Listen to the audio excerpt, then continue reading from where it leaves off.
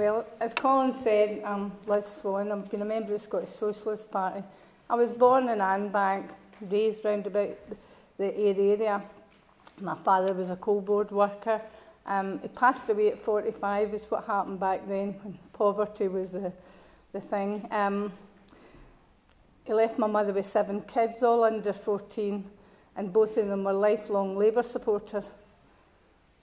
I left the village to secure work away from home. When I returned, I saw the devastation and the division caused by the pit closures. It's quite shocking when you've seen the difference. I later became a community activist. As a single mum, I felt there was a need for a decent after-school care in the area. And I helped set up a project for this.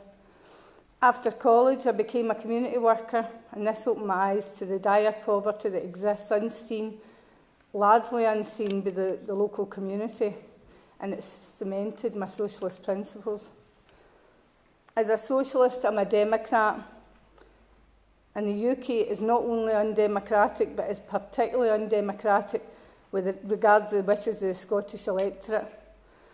Most of my adult life in the UK, we've had a government that was at odds with the wishes of the Scottish people.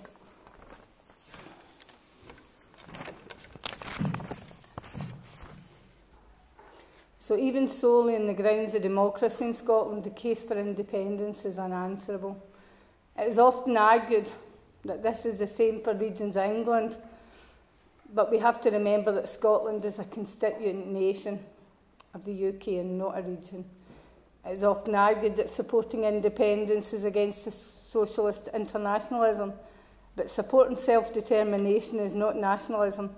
Socialists have supported self-determination for countries from Vietnam to South Africa, and have in fact in the UK has consistently been a barrier to socialism in these islands. Independence would open up the opportunity for the introduction of socialist policies, such as the removal of nuclear weapons from Scottish soil, the renationalisation of the power, transport and communication industries through which ordinary people in the UK have been robbed for decades, which have free transport, free school meals, a decent living wage for around £9 minimum wage, restoration of benefits, the abolition of the bedroom tax that's hated.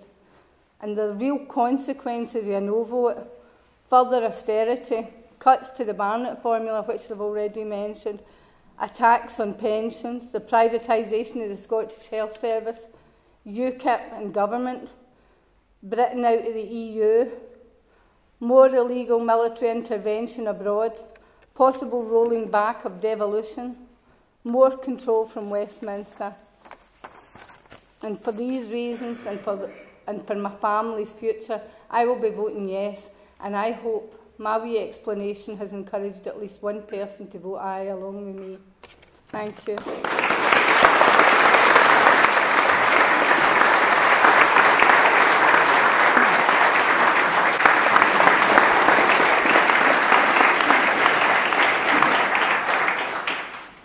Well, thank you very much, Colin, for that kind introduction, and thanks very much to the Ayr branch of the SSP for organising tonight's meeting, and above all, thanks very much to you all for coming. I'm Colin Fox. I'm the Scottish Socialist Party's national spokesperson. I sit on the Yes Scotland Advisory Board, and my role tonight has been Jim Sillars' chauffeur from Edinburgh. Who says you can't do multitasking? I'm delighted to be here in Ayr again. I wanted to say to you, in all honesty, this is one of my favourite places in all Scotland. Now, I know you're thinking about he says that to all the girls, all the meetings he does, but I have fond memories of this town. I came here with my granda and my dad to the racing at Ayr many a time. I came here with my sister and my mum and dad and the dog to the beach. And I came here as a Motherwell fan to Somerset Park. And I have to say, I was at many Motherwell and Ayr game where there was a smaller crowd than there is here tonight. So all tribute to yourselves. I also remember spending most of the 1984-85 miners' strike in this area, in Mossblown and Nether Third Community Centre, and Auchinleck and Ochiltree and Dalmellington. It's a place I feel proud to be part of, a community I know well, and a community I know that stands up for itself, stands up for what's right, and I'm proud to stand beside you tonight. I also remember campaigning here in Whitlets and other schemes and anti-poll tax union meetings. Again, proud record that this community has in standing up against hated pieces of legislation. And I remember Richie Vent will tell me what year it was in a by-election here supporting an SSP candidate called James Stewart in a by-election. He was a well-known Hollywood celebrity, James Stewart. It was good of him to stand for the SSP. I forget what year that was. But I grew up in Motherwell, which was once a steelmaking town of note. You might have heard it. Working class and proud of it. We voted Labour in Motherwell. Indeed, the only people I know who didn't vote Labour in Motherwell voted Communist. And Motherwell has the great distinction of electing Britain's first Communist MP in 1922, a guy called John Turner Walton Newbold, and there's a lovely wee pamphlet I can recommend, because I wrote it, and it's called Motherwell is One for Moscow, where John Newbold sends a letter to Lenin, no less, and he sends a telegram saying, Motherwell is one for Moscow. And I read later on in a book, with somebody who was at the meeting, they're having this meeting of the Comintern in Moscow, and a guy comes in with a note for Lenin, and he's like, what is that? What is it? I'm busy. Look, there's a telegram here. We've had somebody elected to the English Parliament. That's what they called it.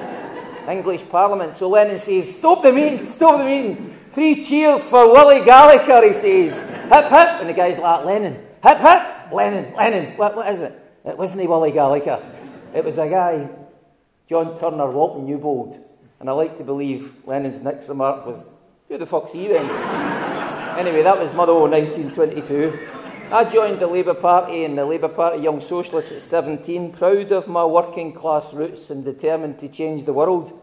And I have to say to you, I'm proud I can stand here in front of you and say that I've been true to those socialist values ever since. Shame we can't say the same about the Labour Party. And what do places like Motherwell and Ayrshire, why do places like Motherwell and Ayrshire produce socialists like myself and Jim Sillars? It's because these are communities where class consciousness is strong, where we're proud of being working class. We have an honourable tradition, working class people, of changing the world, of making the world and shaping it into the kind of world that is a better place for our kids and our grandkids to inhabit after us. And you know, there was a time, when I look back growing up in Motherwell, when it was a time when Scots had a strong British identity. It was a time when the British Labour movement was strong, when it was a real force for change in society, when working class people were led to victory by the Labour governments and the trade unions of their time, and secured important reforms like decent jobs and better wages and dignity in employment and affordable council housing and a health service and a welfare state. That's a great deal for us to be proud of. But the fact is, today the Labour movement is weaker. The leadership of that movement has largely abandoned socialism and social democracy even. So we as socialists have to re-examine how it is we're going to construct this social democratic Scotland that we want to be part of and want to shape. And for the Scottish Socialist Party, that route is via independence. And that's why we support it, because for us, working class people like us, will be better off with independence. We'll be better off economically. We'll be better off socially. We'll be better off politically. And we'll be better off culturally. And in essence, that's the case I want to put in front of you tonight. So, Scotland's social democratic centre of gravity, what is it? I'll tell you what it is. It's that we, as a majority of us in Scotland, all of us here and millions across the country, we support public ownership, not privatisation. We support the redistribution of wealth that means that the rich pay higher taxes. We support peace, not warmongering. We're opposed to the worst anti-trade union laws in the whole of Europe. We're opposed to laddies for Ayr and Motherwell and Glasgow and Edinburgh and elsewhere being sent to wars to die for British imperialism. We have values that are different from those that are imposed on us from Westminster. We have a neoliberal model that says The bankers ruined the country, and it's our job, working class people and the poor, to bail them out.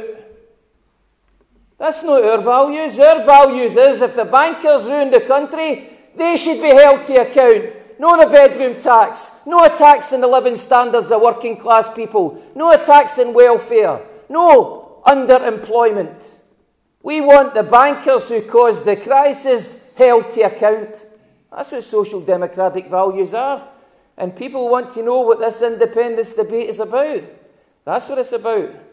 It's about justice. It's about fairness. It's about prosperity, and it's about democracy. It's about Scotland saying, ours is a social democratic country. We want to see reforms. We want to see change. We want to see working class people's lives getting easier, no harder. We don't want to be part of the worst recession in 80 years. And yet, that's what's afforded us by the Westminster elite, the neoliberal elite that run the country against our interests. And I say to you, one thing as a socialist, and to make clear, following what Liz and Colin have said, let me make it absolutely clear and allay any fears that anybody has here. Supporting the democratic right of nations like Scotland to self-determination doesn't make you a Scottish nationalist. It makes you a democrat, my friend. It makes you a democrat because what we in Scotland are wanting, we want the same democratic right to make our decisions, to run our country and run our future that 260 other countries in the world already take for granted. That's what we want. That's what we're entitled to. We're not asking for any favours. We're asking for our rights. The rights of Scotland to be a free, independent nation, able to take our own decisions and shape the world as we see fit, not having the world imposed on us from outside. And I stand, the Scottish Socialist Party stands in the tradition of John Maclean, of James Connolly.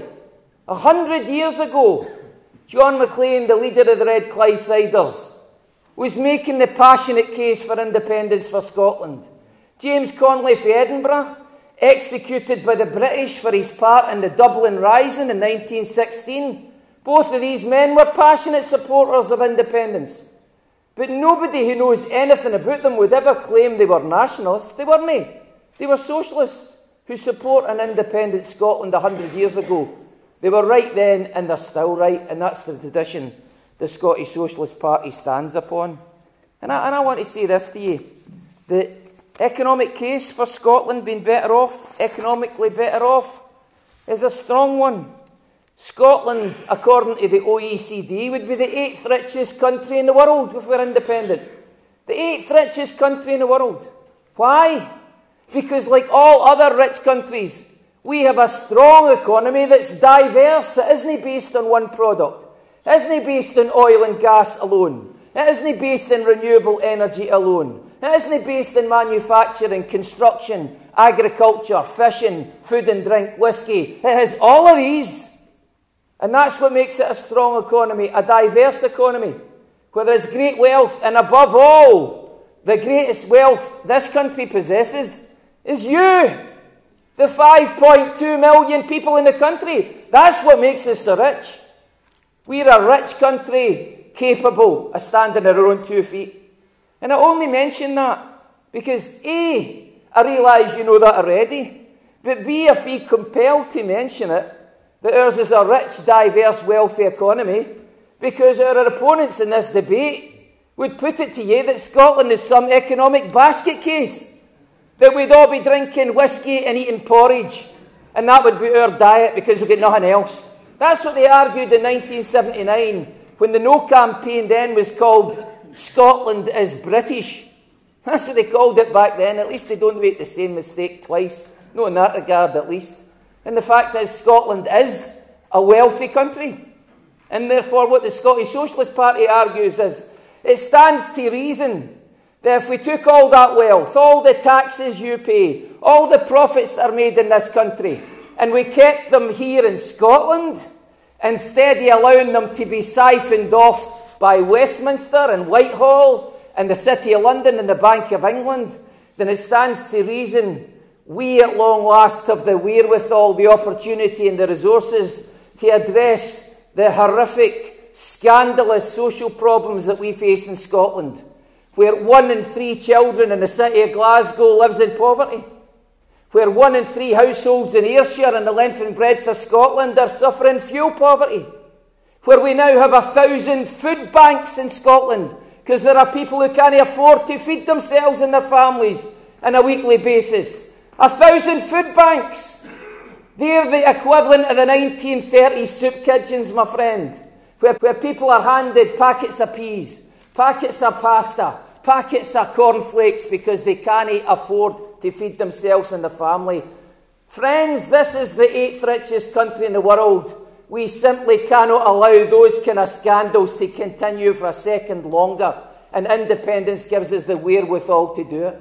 That's what this debate is about. Independence gives us the chance to say, at long last, we in Scotland are going to be politically in charge of our own decisions. We elect the governments that we want. We have the philosophy that we want implemented. Under an independent Scotland, there'll be no more Tory governments. There'll be no more bedroom tax. There'll be no more poll tax. There'll be no more scapegoating claimants and immigrants for crises caused by the bankers. Because that's a philosophy that's alien to us. We don't want any to do with that. And independence affords us the chance to change all that. And that's why these meetings, like this one in Ayr Town Hall tonight, are happening every single day of the week, the length and breadth of Scotland, where hundreds of people like yourself are turning out in bigger and bigger and bigger numbers because they're passionate about changing things to our advantage, to the advantage of working people, to make sure that the great wealth, that we get a fair crack of the whip for a change, that it doesn't go to the bankers and the well-to-do and the rich, as the Union and the Tory government would have you expect. That's what this debate is about, and I have to say to you that the Scottish Socialist Party is passionate about independence, because for us, working class people are held back by the Union. We're held back by the Union because we face underemployment, and unemployment will continue under the Union. We'll continue to see our pensions being sabotaged under the Union. People who work all their life looking forward to dignity and retirement and face a triple whammy, that they're told all of a sudden you have to work longer, all of a sudden you have to pay in more, and all of a sudden you have to expect less when you do retire. A triple whammy in your pension. Well, the Scottish Socialist Party is not in favour of watching people die as soon as they're finished their working life. That prospect is something that increasingly is the case with the Union. And I want to say this to you about the No campaign. The No campaign will come to your public meetings. I'm sure they have public meetings every day of the week. In fact, I must be honest, in 18 months I've never seen them having the one.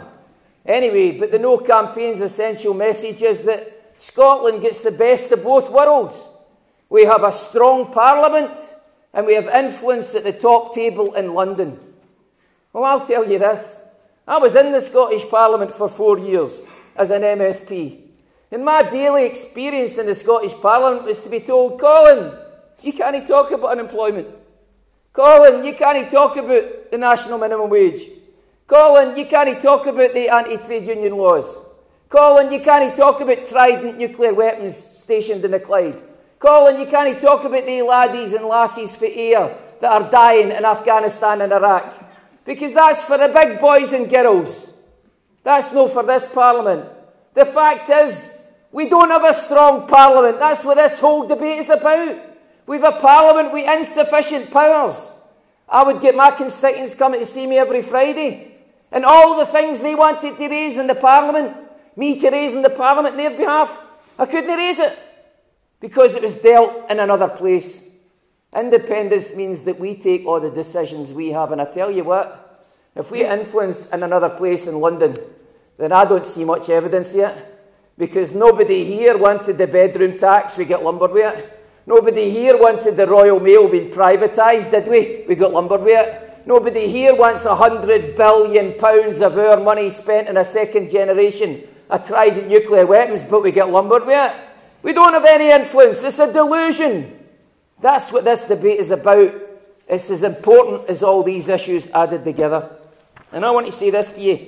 the Scottish Socialist Party's vision for an independent Scotland is we want to see an independent Scotland where working class people's interests are put above everybody else's, where those people in need are first in the queue, no last in the queue, those people who need house, affordable accommodation are first in the queue. Those issues need to be addressed.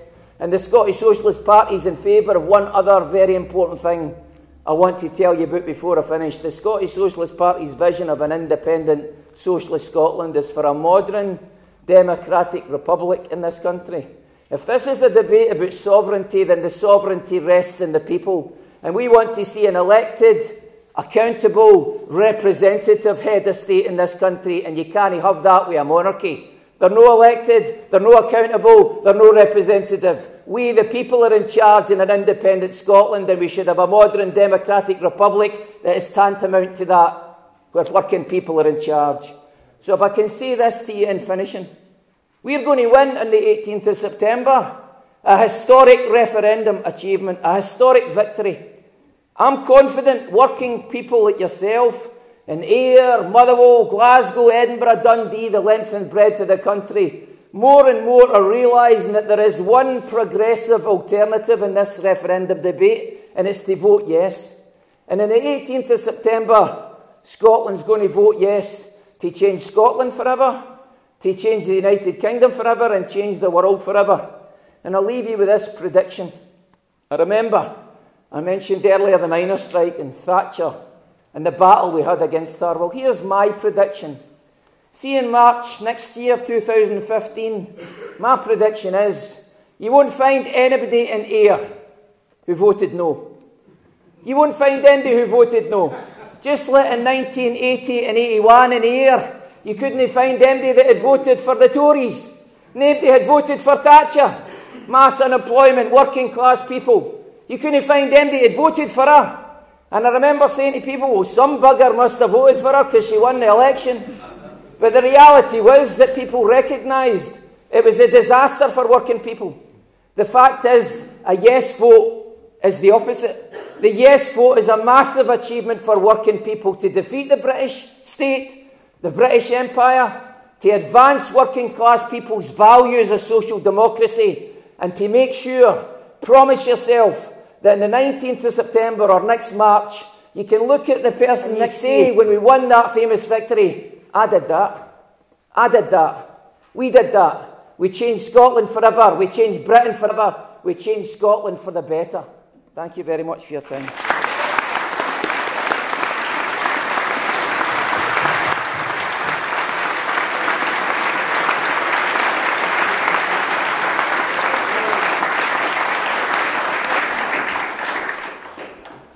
I really don't know why you're all here.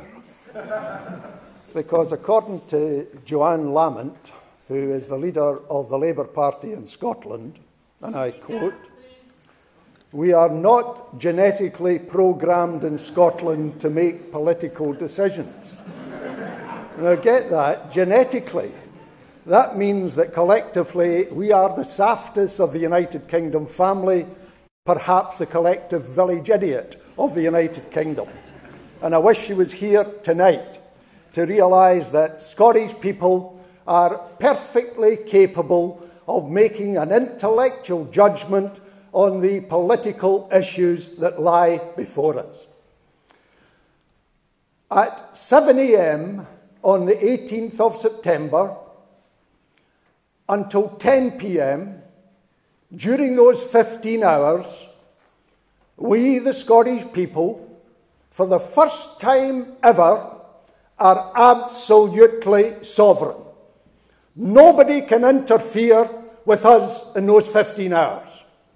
The decision, therefore, in those 15 hours, that faces everybody when they pick up a wee bit of paper called the ballot paper, is whether at 1 minute past 10 we've kept that sovereignty or we've choked and given it away to be a minority inside a country where we'll be discounted. It'll be another Scottish Flodden. In that battleground, the Scots held the high ground and all the aces, and threw it away. In this one, we hold all the aces. Do we throw it away? The working class in Scotland are in a majority. We can win and determine the vote on the 18th September. So the responsibility lies upon the working class in Scotland more than any other section of our community. And there's something we must understand historically. We are not here by accident. There have been historical forces at work almost since 1850, when the decline of the English Empire began, when the United States and Germany superseded British steel production. We've had steep decline after 1945. We are now in the final stages of the decline of the British/English Empire. Think about this. Why was the Queen, with the Duke of Edinburgh dressed as an admiral of the fleet, on a wee boat up the Thames for the Jubilee? Every other Jubilee, the monarch has reviewed the fleet, the great, big, powerful British fleet. When I joined the Navy in 1955, we had a home fleet, a Mediterranean fleet, a Far East fleet, and a West Indies station. The reason she was in that wee boat is that there's no fleet to review. And that's a sign of the decline. There's another sign up in Rosyth called an aircraft carrier, which is coming up here on the 4th of July to launch. The sign of that is they've built an aircraft carrier, they can't afford to put aircraft on the aircraft carrier. So we're at the end of that decline, and we've a chance to escape. Now, I'm very sorry for the folk in Geordieland in the northeast of England and in Merseyside. They're stuck as regions of a declining power. We are a nation, and so we have an option not available to them, and we would be mad not to take of it. Now, in the House of Lords debate, Lady Liddell, who used to be the General Secretary of the Labour Party, said that she is a proud Scot.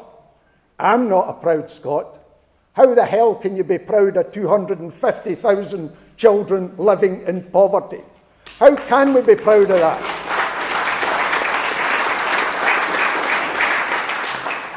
For the first time in my life, we have people who are destitute in our country.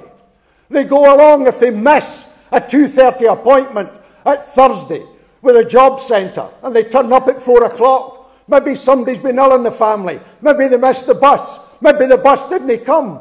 They're sanctioned. That means no benefit. They have no money at all.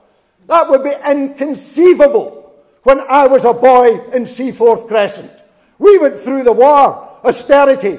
Nobody starved. Nobody was destitute. And that's the future inside declining United Kingdom. They're heading for a debt of £1.5 trillion. They're going to have cuts as soon as the election next year is over of 25 billion in year one. And then there'll be another 25 billion. Then there'll be another 25 billion. And it's the poor and the working class who'll pay that price. We can escape from that. And that's the reason I wrote the book, In Place of Fear 2. In Place of Fear was written by an Iron Bevan in 1952, telling the working class that you don't need to put up with the conditions that you have endured for generations. And I'm arguing in that book for an entirely different approach to our economy. We've got to look at, we're a small economy. We're 5 million people in a world of 7 billion people. We're fairly open. We need to trade. How do we live as an independent country in that world where power is shifting from the Atlantic to the Pacific axis, where Asia is rising as Europe becomes in stalemate? We've got to concentrate on the resources. And the most important resource we have is our people. people are the resource. And I've looked at education. Are you aware of the fact that every independent school, which I call private schools in Scotland, get an 80% reduction in their council tax? 80%. That means up in Edinburgh, Fetties, instead of paying £209,000 in council tax, pays £41,000. Wester Hailes on the other side of Edinburgh, 40% of the Wains are on free school meals, and an area of massive deprivation pays £261,000. Now, the reason they get 80% is charitable status. And the test of charitable status is doing public good. Now, just think of this. Fetties gave us Blair.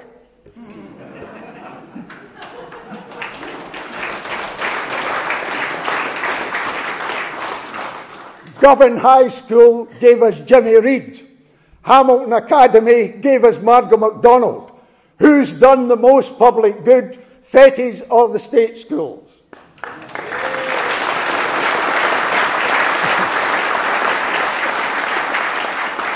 Now, what an Iron Bevan taught in that book was that the greatest armament in a socialist is audacity. The audacity to think what the establishment told you you mustn't think, and the audacity to do what they tell you you can't do. Well, I looked at the Charities Act, and the only reason our state schools don't get 80% is that there's a link to the minister because he ultimately pays. All you need today is remove that link, and the state schools get the same 80% as everybody else. And that's more money going in. But that's not enough. It's what we do with that money. In areas of deprivation, the teachers are struggling in school because of the circumstances outside of school. So we've got to be able to employ that money to tackle that. So without an extra penny, we can make more money available to the state schools, and we can go further. We've got 32 education authorities in this small country. 32 directors of education, 32 bureaucracies. Cut them down to 5, and we transfer £500 million from bureaucracy into the schools. That gives our young people a chance. Way back in 1973, in the then Scottish Grand Committee in the House of Commons, we debated a document called Born to Fail. And here we are, in 2014, supposed to be better together. And we've got 250,000 children in poverty, born to fail. They have talent, they have ability, and we've got to give them the opportunity to see it flourish. You remember the Raploch in Stirling, where the big ban came. The Raploch was an area of deprivation. People had no hope, no self-confidence, and were lacking self-respect. When that big ban went in there, those children suddenly discovered that they had talent, and that talent has begun to flourish, and that area is being transformed in terms of its self-respect. That's what we can do inside a socialist Scotland. And as for jobs, we've 157,000 families on the council waiting list at the present time. How do you solve that? It's no rocket science. You build houses. Simple as that. If you start to build houses, people have to manufacture bricks, folk have to manufacture cement, folk have to quarry sand, somebody has to transport it, and folk have got to use it to build houses. So you've created jobs right along the line, and you've created apprenticeships, real apprenticeships, at the end of which young men and women are full journeymen. No problem inside a socialist Scotland.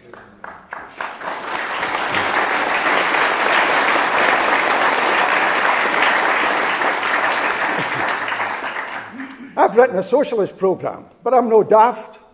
I was at a private meeting in Edinburgh among a group of right-wing people, and I was to talk about socialism, and they were very disappointed.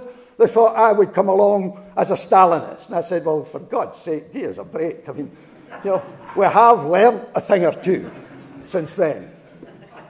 Just, we're not as daft as Joanne Lamont thinks we are. One of the important job-creating sectors in our society is the small, medium-sized enterprise sector. We've got 340,000 small, medium-sized companies in Scotland. That's no big capital. That can be the lassie that's running a cafe, it can be a taxi driver, or somebody running a small factory. They are badly treated by the banking system. One of the cafes I go to, the lassie was saying to me she wouldn't mind if she could only get 20,000, she could expand a bit and employ somebody, but the banks don't want to know. I said, phone them up and ask for 20 million. I said, you'll get an interview. You might not get the money, but you'll get an interview.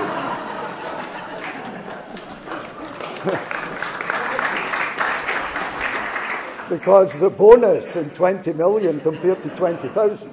But it's people like that. And I'm advocating we create a special bank for that section of our community. And if only half of them created 2 new jobs each, then we would start to transform the position for the working class as far as jobs were concerned in our society. Now, I want to have a word about oil. All the arguments about oil are about the tax revenue we get or don't get from it. I want to talk about oil on 2 grounds. First of all, for a country of 5 million people, 1.4 million barrels a day is a big bonus. It is not for a country of 60 million people. For 5 million, that's big stuff. Not for the United Kingdom's 60 million. So when you hear them talking about the oil will disappear and the oil is being depleted, 1.4 million barrels a day for 5 million is something that we can do a great deal with. But I want to talk about the black stuff itself. With that amount of oil available to 5 million, we can do some quite remarkable economic things with it.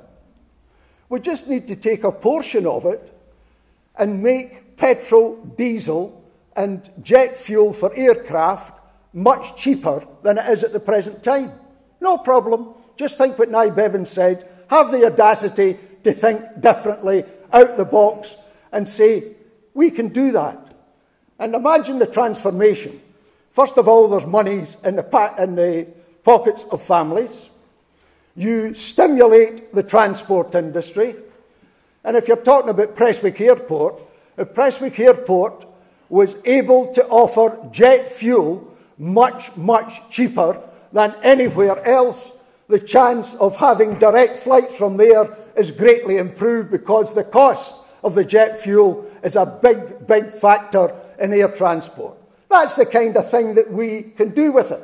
For tourism, a lot of our tourists come from the north of England. Man, wife, 2 wains, in a car, up. They hardly ever get beyond Edinburgh or Glasgow because of the cost of the fuel as you go further north. Just imagine if it was cheap.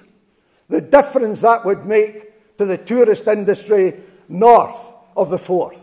That's the kind of thing, if we are in control of our economy, that we can do, that we are prevented from doing at the present time. I want now to talk very briefly, but importantly, about equality. We are one of the most unequal societies on this earth, as in the Americans. We're at the top of that dreadful league table. What we've got to do is provide the living wage inside the public sector, then give the private sector 5 years grace in which they then pay the living wage as well. We've got to have full employment as a government policy, because if the working class cannot sell their labour, then they cannot get the kind of money they require for a decent life. And a further step, as I've argued in that book, inside the public sector, no one at the top will get more than 13 times what the person at the bottom of the pay scale gets. It is beyond...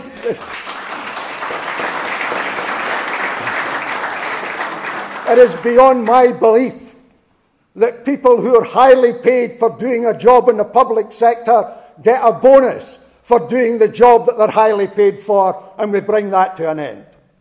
My final remarks are about an idea in the book where I was told, don't put it in, folk will mock it.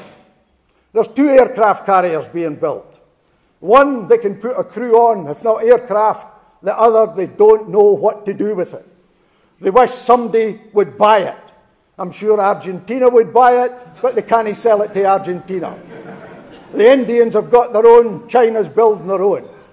We'll take it. 70,000 tonne. We'll turn it into a hospital ship.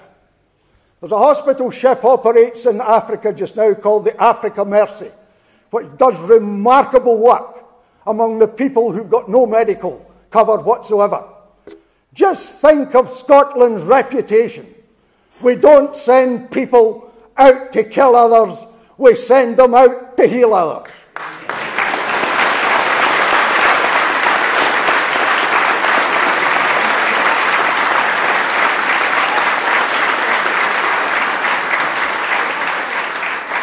The Africa Mercy has 5 operating theatres and does 3,300 operations a year. Just think what a 70,000-tonne hospital ship can do. Fly in the Saltire and named the Robert Burns.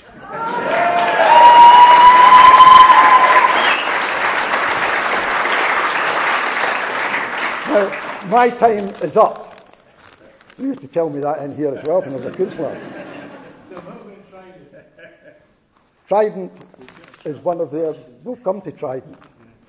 My book is about a priority in terms of economics. What we can do is not pie in the sky, it's what can in fact be achieved.